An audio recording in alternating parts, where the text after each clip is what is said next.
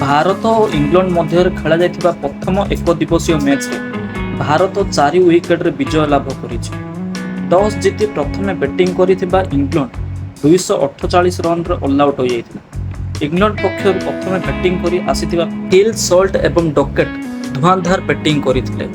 Phil Salt एवं docket प्रथमरु ही 75 run रो partnership करिथिले, किंतु दुर्भाग्यवशतः Phil Salt run out हो जाइथिले। फिल सॉल्ट 43 रन करी रन आउट हो जाइथिबा बेले डॉकेट 32 रन करी आउट हो जाइथिले।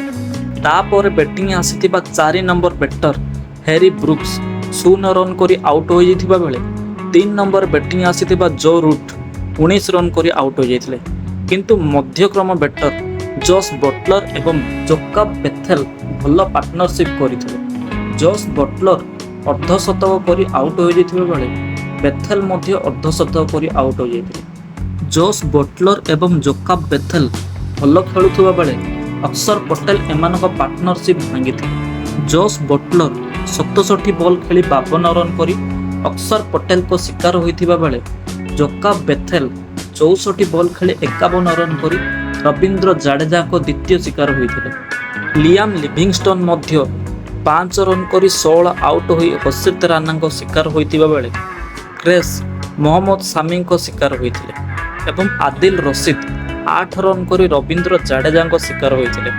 शेषर बैटिंग करिथिबा जोफ्रा आर्चर नॉट आउट रही 21 रन करिथिले एवं मोहम्मद 2 रन करी कुलदीप यादव को शिकार होइथिले। भारत पक्षरु मोहम्मद सामी 8 ओवर बॉलिंग करी 38 रन दे गोटे विकेट नैथिबा बेले हर्षित राणा 7 ओवर बॉलिंग करी 53 रन दे 3 विकेट नैथिले एवं अक्षर पटेल 7 ओवर बॉलिंग करी 38 रन दे गोटे विकेट नैथिले। कुलदीप यादव शेष गोटे विकेट नैथिबा बेले रविंद्र जाडेजा सबुठ भल बॉलिंग करथिले। से 9 ओवर बॉलिंग करी 26 रन दे 3 विकेट नैथिले। जवाब रे भारत पक्षर प्रथमे बैटिंग करी आसीथिबा कैप्टेन रोहित शर्मा पुणी थरे निराश करथिले।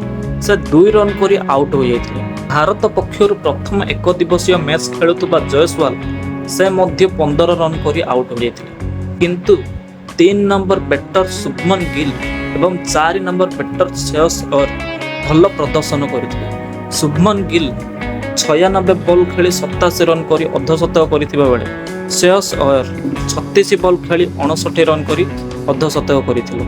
श्रेयस अय्यर आउट हेबा पर बैटिंग आसीथिबा अक्षर पटेल मध्य भल प्रदर्शन करथिले। से 52 रन रो अर्धशतक पाली खेली आदिल रशीद को शिकार होइथिले। तापर बैटिंग आसीथिबा केएल राहुल 2 रन करी 16 आउट हो जाइथिले, तांकु मध्य आदिल रशीद आउट करिथिले।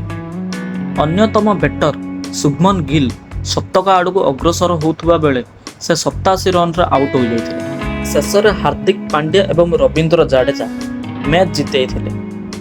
हार्दिक पांड्या 9 रन करी नॉट आउट थिबा बेले रविंद्र जाडेजा 12 रन करी नॉट आउट थिले। भल प्रदर्शन करिथिबा शुभमन गिल को प्लेयर ऑफ द मैच मिलिथिला। एथि सहित भारत 3 मैच विशिष्ट दिनिकिया श्रृंखलार प्रथम मैच को 4 विकेट जीति नेछि।